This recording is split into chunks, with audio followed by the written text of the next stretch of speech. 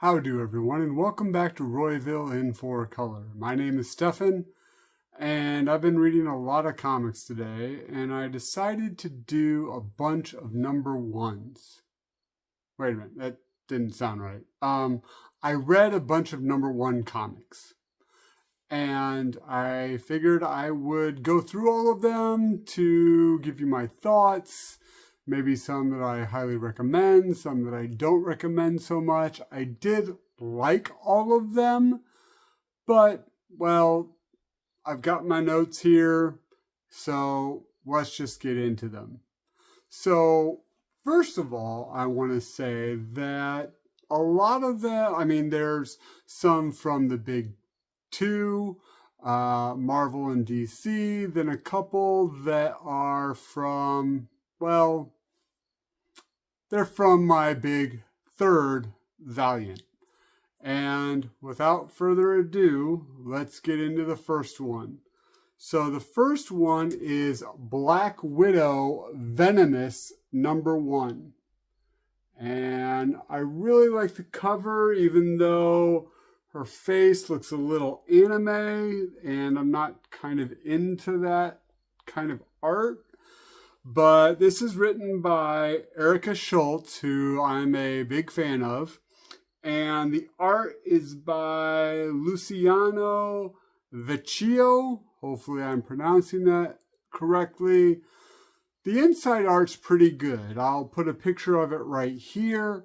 The whole comic kind of reminded me of the theme song to a James Bond film. Now, it's a lot of it's kind of this black and red and white, and it's very almost like if you're watching a James Bond movie. And the visuals behind the music to the opening theme, this comic just reminded me of that. The whole comic is pretty quick, and it's a very simple premise. So, Venomous, if you don't know, Black Widow is infected with a young symbiote, kind of like Venom, but this one's young, so it doesn't really know a bunch of things. She's on this mission, and the symbiote gets scared and kind of retracts into her and doesn't do anything to help. So she gets home from the mission's failed, and she's like, you know what, symbiote, I gotta teach you. I went through this thing called the Red Room, and I'm gonna send you through the Red Room. So here are all my memories of the Red Room, and since our minds are together, since our minds are together, I'm just gonna basically send you through my memories of the Red Room to train you to be a badass. Okay, so she does that. She also sends the symbiote through like her friends. Her memories of Nick Fury and Hawkeye and Coulson and the Winter Soldier. Not really sure why Captain America is not there, but okay, maybe he was too expensive for the comic. I don't know. But yeah, so in the end of it, the symbiote kind of gets what it needs to be to help Black Widow. They go on the mission. They fight this symbiote thing. There's a drug that people are creating to kill symbiotes, and they like take it or destroy it or whatever. So I thought it was really interesting. I was really excited to see what was happening to the next issue. And it doesn't say it's a one-shot anywhere on the comic, but I guess this leads into an event called Venom War. And this is a one-shot to a tie-in to Venom War called Venomous or something. If you've listened to some of my videos, you know how I hate this. I wish that there would just be one complete story.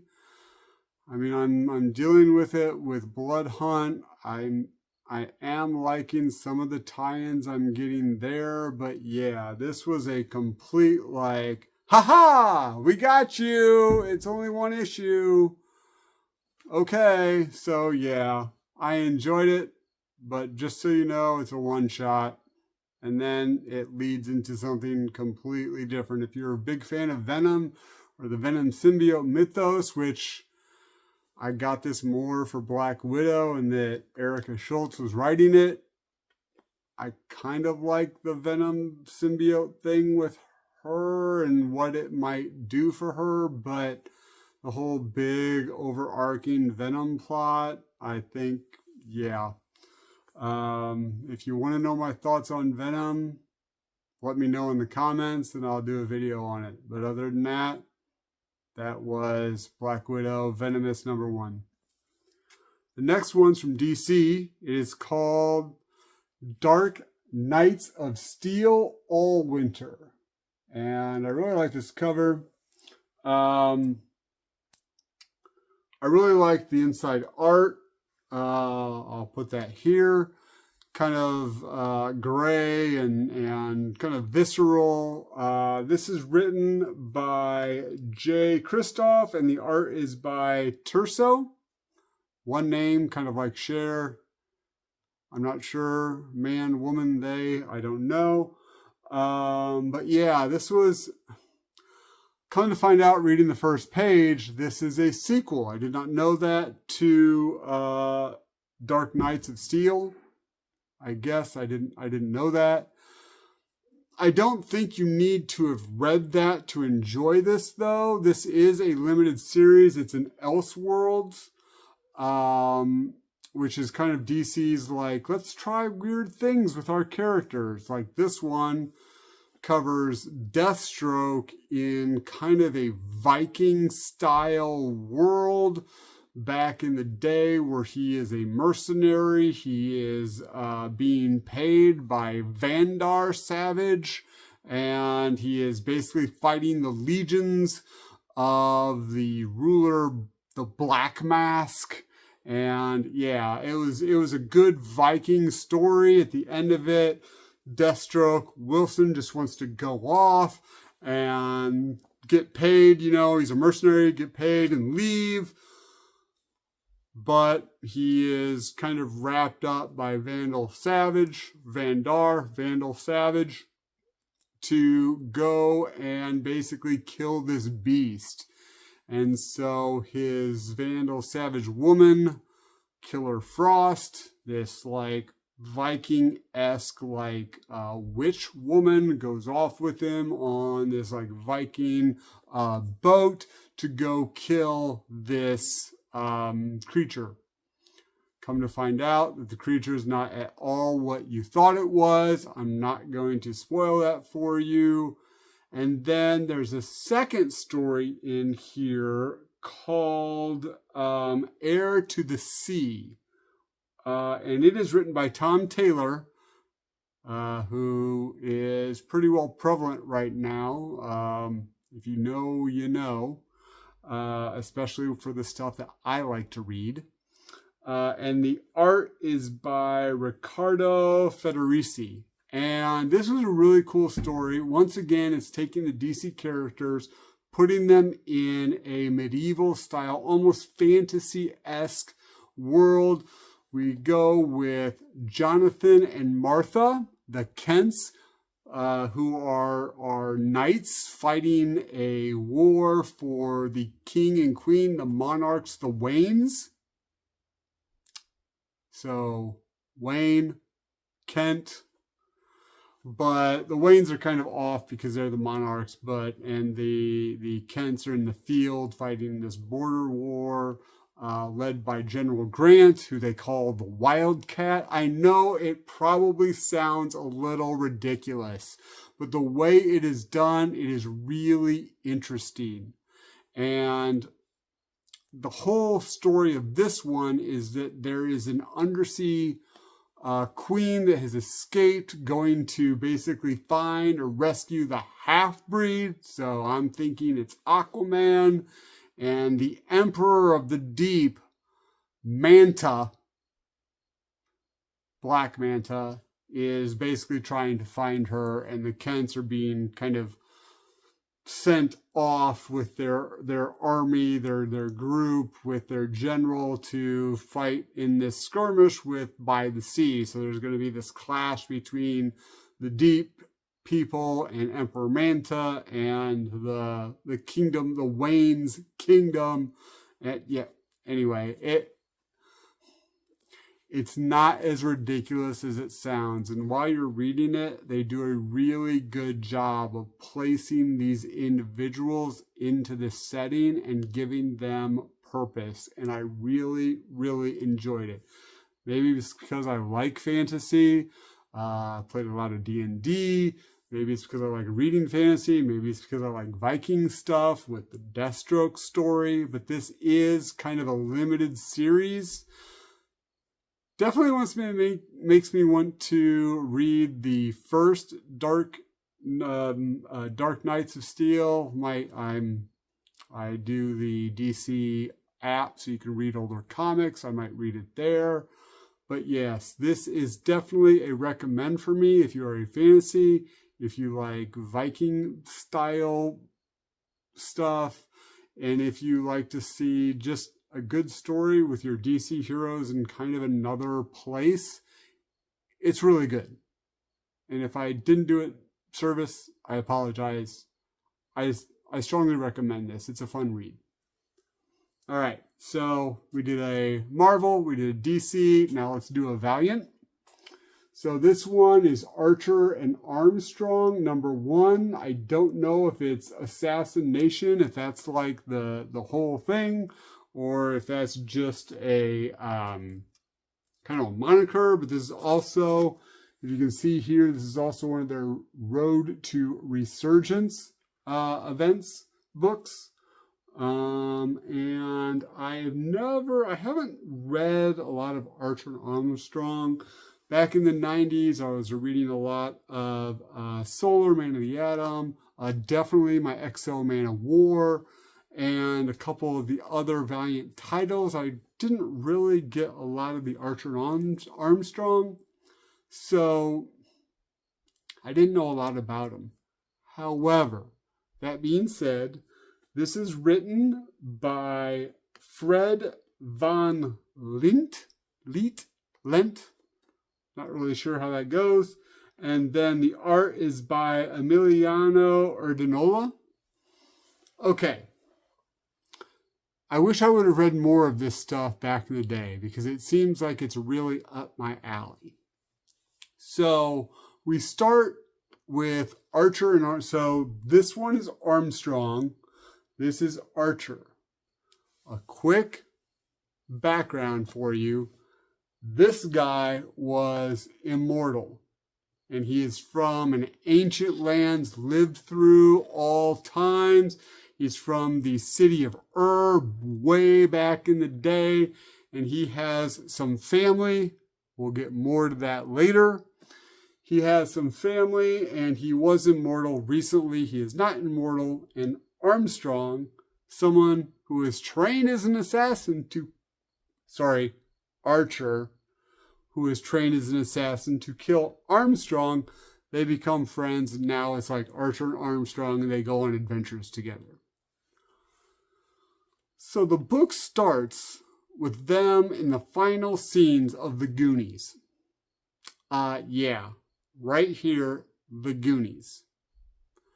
Well, they're on this mission to find these items, and then they transition to not just the Goonies, but National Treasure, Nick Cage, National Treasure. So it's this whole like conspiracy thing about how there's a demon trapped underneath Washington, D.C., and it's the Freemasons, and they're bad guys. The main bad guy has this ridiculous like horned cow golden mask on. It's hilarious, and they're basically doing a PowerPoint presentation about how Archer and Armstrong need to like help them, and a demon of greed trapped underneath Washington, D.C.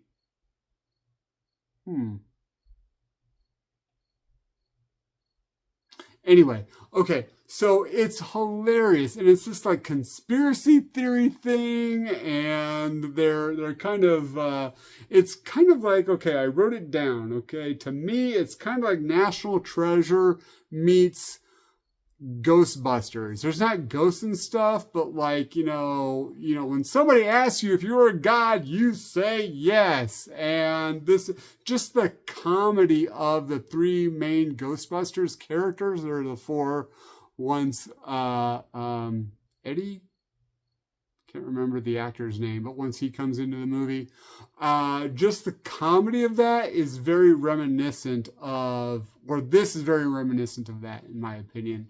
And it's conspiracy theory, National Treasure, The Goonies, all rolled into one. Archer meets his ex kind of adoptive sister, who he kind of also liked, but now she's an assassin and wants to kill. It's a fun read. I just think I recommend this book. I don't think it's going to be that long, maybe 4 or 5 issues. It's just fun. National Treasure, The Goonies, some kind of Ghostbusters humor, ridiculous villains. Yeah, it's just a good time. So, recommend Archer and Armstrong, Assassination Nation. All right. Let's go back to Marvel. I have more Marvel today than I do anything else. And it's weird because usually I'm not the biggest Marvel guy. But anyway, so here is Chasm. Okay, I'm going to say Chasm because my wife says it's supposed to be Chasm. It might be Chasm. I don't know. I'm probably the one in the wrong here. So I'm going to say Chasm because she's a lot smarter than me. So anyway, Chasm, The Curse of Cain, #1. I really like Ben Reilly. This is Chasm, Ben Reilly, and then Scarlet Spider Cain. They are both clones of Peter Parker. There was this thing back in the day called the Clone Saga. If you want to know about it, there are many people that have talked about it that are a lot more knowledgeable and a lot better at this than me. Just go on YouTube, type in Spider-Man, the Clone Saga, and let your eyeballs bleed for the rest of the evening. Anyway, so that being said, these are clones of Spider-Man that kind of caught on in the public zeitgeist of people reading Spider-Man, so they come up every once in a while. Ben Reilly is now kind of a bad guy as Chasm. However, Ben Reilly is dating my favorite Marvel female character, Hallows Eve. And I didn't think she was going to be in this, but she is in this. Booyah right there. And so I'm reading Spider-Man, right? And it seemed like they were kind of figuring out the whole Ben Reilly thing, but I guess I'm not to the part where they decided that it wasn't working. And so now Chasm and Hallows Eve are basically just like these kids are going to a rave and they're just mugging them for their credit cards and stuff. Yeah, that was a little like weird for me. But anyway, so Ben Reilly is getting worse and worse. He's being evil, and he was kind of a good guy. And so Cain, who is actually kind of the bad clone's like, he's getting really bad. I've got to go get this. It's kind of weird, this kind of role reversal that I'm the one trying to help him out because he's the bad guy. But yeah, so Cain's on the hunt to basically help Ben out. And as all that's happening, you come to find out that Ben is being controlled and killing people. And so, yeah, it's really interesting. Not really sure where it's going, but I'm kind of on board with it. And yes, Hallows Eve is kind of a secondary part of the story. She's kind of just there to kind of be the way that we figure out more about Ben, but it's still a really fun read. I'm not really sure what I'm thinking about the art. Now, the Chasm and Hollow's Eve picture that I showed you, I really like that art, but through the whole thing, I'm not sure if it's really what I'm digging, but I am enjoying the story and figuring out what's going on with Ben. Who's this person that's controlling him? But yeah, so not a huge recommend, but if you're into the Clone Saga or Ben, or you should be into Hollow's Eve, this might be a good one to pick up just to kind of see what's going on with them. All right, so the next one's another Marvel one, and it is Namor, #1. All right, this is Namor the Submariner, and I have read almost nothing about Namor. I wasn't a real big fan of his back in the day. I kind of did read a little bit of him when I was reading Fantastic Four back in the day, but I never picked up a Submariner comic. He was always just kind of on the periphery. Well, here comes my boy, not my boy, but I really like his writing, Jason Aaron, great in Thor. Great run of Thor. He's starting to do Teenage Mutant Ninja Turtles, which I'd never read, and I picked up, and I really liked his first issue, and now he's doing this Namor comic. So I decided to try it out. And boy, am I... Okay, well, anyway, it's Jason Aaron's doing the writing, and the art is by Paul Davidson and Alex Linz. I don't really know how they're, because the art seemed very uniform to me, so I don't know who's doing what. But yeah, so here's the art. That's not really, I didn't dislike it. I kind of thought that it helped with this, or it kind of fit the story, but I didn't dislike it or like it. It was just kind of there. But the story, not saying it was bad art, I don't want to say that. It just, what am I trying to say? It was good. It didn't heighten the story for me. It didn't lower the story for me. For me, the story was the writing and the story and what was going on. So basically, Namor has decided he's going to basically do his time. He is in prison right now. He's doing his time, and his prison guards are really, really being mean and all that kind of stuff. Well, people come to try to kill him. Also part of the story, you go back in time, and he's a kid, and people are trying to kill him. You know, he's the half-breed prince. He's not half-blood, the half-breed prince. He has given up his throne, so mercenaries are trying to kill him. Well, come to find out that because he's away, there is this huge, like, Game of Thrones civil war happening under the sea, and there are 3 contenders to the throne, and it's going to destroy everything. The land nations are like, we can't take this because it's disrupting shipping and all that kind of stuff. We're just going to kill everything. And so it's this big thing. So this character named Stingray is trying to help out. I thought Stingray was a bad guy, but maybe he's not a bad guy. He might be a hero. I didn't know much about him, but anyway. So he comes to Namor and he's like, okay, they've decided to let you out for 4 days, so that you can take care of this. And Namor's like, I don't want to do it. I don't care. I'm just doing my time. And then I guess by hook or crook, Stingray helps him decides that he should do this and leave and help his people. So he gets 4 days to basically complete this whole thing. So I don't know if this is a limited series or if it's a longer series. I don't know, but it is so well written. The art does not detract from the story. this is definitely a recommend for me. Jason Aaron, you're killing it again. And I can't wait to see what happens as Namor dives back into the depths and tries to figure out what's going on with his people, Half-Blood again.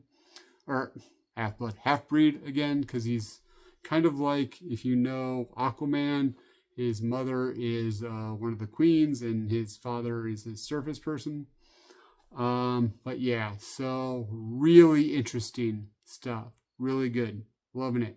Anyway, so the last one I have for you, this video is getting rather long. I apologize. The last one I have for you is Eternal Warriors, Last Ride of the Immortals. And this is a Valiant issue, Valiant comic. And ironically enough, it is written by Fred Van Lint, which is the same guy that wrote the Archer and Armstrong, which you can definitely tell by reading both of them that they are of the same writer. For example, there's a joke that says, "We are at this day, March 20, blah, blah, blah. It's a Friday." And then in this one, it's like, it's a Tuesday. So yeah, so he does the same thing in both. But not that that's a bad thing. You can just tell that the same person's writing both books. And the art is by Alvaro Papagiani.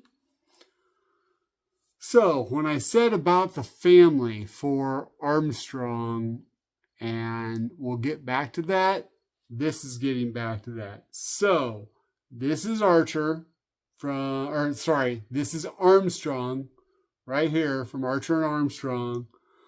This is his oldest brother. This is his younger brother, I think, Galid, the Eternal Warrior from Valiant Comics. And this is his younger sister, who's also kind of this big immortal bad guy in Valiant Comics. So these are the immortal family, basically, in Valiant Comics. And all of them had their own stories and stuff like that. Well, so I'm not sure if you're aware, but I'm very, very into Westerns. Not only am I into Westerns, Tombstone is one of my favorite movies. And in that, Doc Holliday says to Wyatt Earp, "The last ride of Wyatt Earp's Immortals," or whatever. I can't remember exactly this. I should remember it since I've seen the movie like 100 times. But anyway, so it kind of starts out, the family rides into Tombstone, figuring out what's going on. There's a big kerfuffle, there's a big shootout, and they try to figure out what's going on, and then Wyatt Earp comes up and is like, "Who are you?" or whatever. Come to the future, modern day, it's a Tuesday, and they are all being basically summoned by the oldest brother, known as the Time Walker. And he's like, "Oh, I got stuff for you guys to do. Let's go back and we got to go do this thing." They're like, "What? What's going on here?" And then the Eternal Warrior finds out that his sister is actually this big bad guy, and they just kind of glance over it, whatever. So I don't know really about that, but it was kind of funny. Like, "Oh my God, you're the big bad guy? And you're my sister? Wait, what? When did this happen?" But it's kind of funny. So anyway, they go into the women's bathroom and travel back in time to Tombstone, where they find out that Wyatt Earp's Immortals are them. Wait a minute. I don't remember being in Tombstone. Who are these other Immortals that look exactly like us? So yeah, it was really interesting. So now they're kind of on the hunt for who these other Immortals are that look exactly like them. Wyatt Earp's in it. There was this funny little scene where they come across Curly Bill and somebody says, "Well, this guy doesn't look at all like Powers Booth." "Powers Booth? Who are you talking about?" Powers Booth from a movie. This is real life. It was funny. Anyway, so I recommend this one. It's kind of good. You don't, not kind of good. It's good. You don't really need to know about the family. They do this good. Valiant has been doing this thing where it's kind of good for new readers because it's their resurgence. They're trying to get more involved and more people enthused about Valiant basically coming back into the comic book mindset, the zeitgeist of comic books. And so in the beginning, they put basically this little blurb of everything you kind of need to know about the main characters in the book, which is good. So you don't really need to know anything. If you're a big fan of Westerns, if you like the movie Tombstone, I would recommend this one. So yeah. So those are 1, 2, 3, 6 books that I just read, all number ones. Hopefully you enjoyed them. If you've read any of them, please let me know. I'd like to know down in the comments if you liked them. If this made you want to pick any of them up, please let me know down in the comments. I would like to hear from you. That's kind of why I do this. So yeah. What should I do? Should I do Auric rules? Because he does, but that really doesn't fit with this one. So, alright, I'll just do what I usually do because always remember what your mom said. If you gotta be a dick, be a Grayson. Thanks everybody for watching and keep reading.